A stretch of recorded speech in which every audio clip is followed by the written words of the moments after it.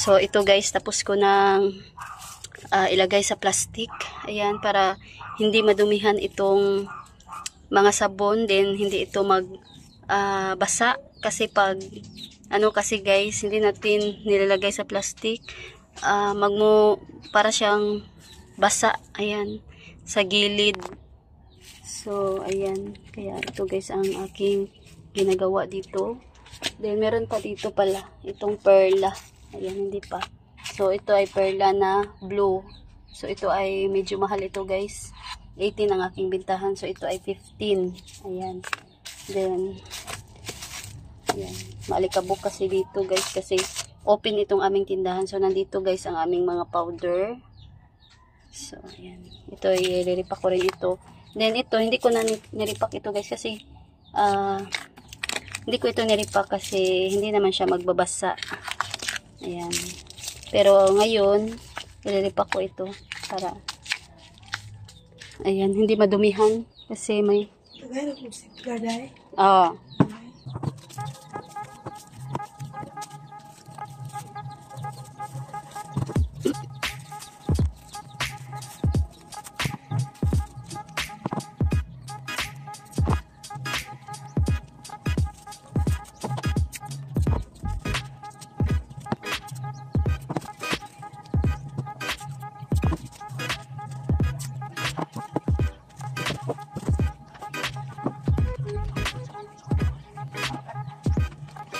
Hello guys! Welcome back again dito sa aking YouTube channel. So for today's video, meron akong mga ginagawa dito guys sa tindahan. So ngayon guys, nagipak ako doon sa mga sabon. Kasi maalikabok kasi guys. Then magbabasa yung sabon kapag hindi natin nirepack.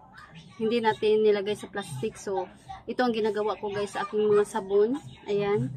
So ngayon guys, maglilista ako dito sa aking tindahan. So mag-update lang ako guys dito sa aking gagawin ngayong araw. So kagabi meron akong nalista sa mga kulang-kulang. Ayan, so hindi pa ako tapos. Dito pa ako guys, dito sa harap, din dito sa may stante. So dito hindi ko pa nakita kung anong mga item na malapit nang maubos. Kaya maglilista ako guys dito sa itong aking listahan. So sa daming mga item na tinitinda natin, hindi ko kabisado lahat guys. Kung hindi natin nilista, makalimutan natin. Kaya mas mabuti pag nilista natin.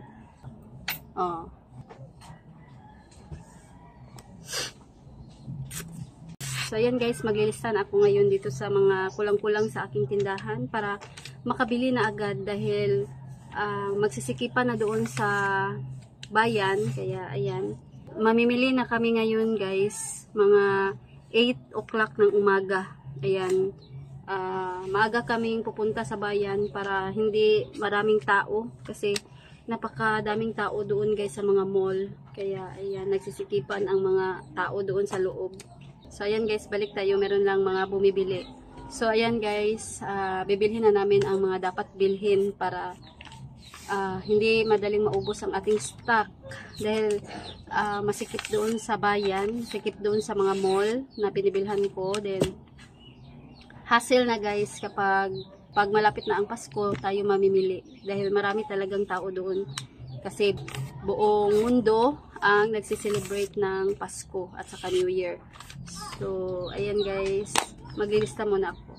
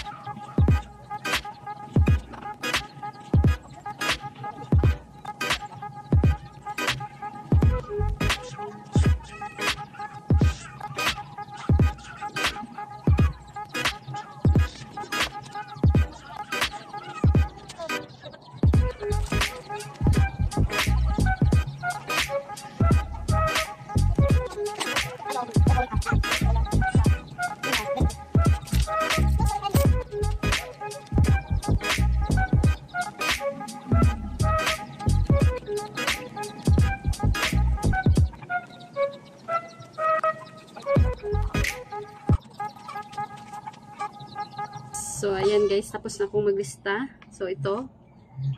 Ayan. Puno siya guys. Then, meron pa dito sa likod. Ayan. So, dadagdagan ko pa ito. Baka meron pa. So, mag-check ako mamaya. Dahil,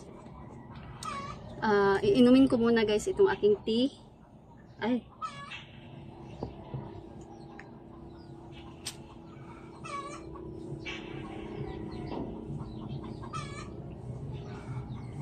So, itong plastic na baso na lang ang aking, ano guys, nilagyan.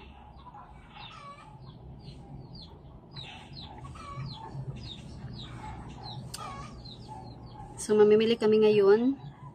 Kasi hindi kami nakalakad kahapon.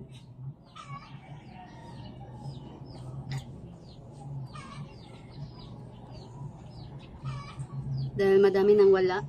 Kaya kailangan nang mag-refill. Kailangan nang restock. So, mamaya guys, pupunta dito yung bibili ng mga soft drinks. So, magpapabili rin kami.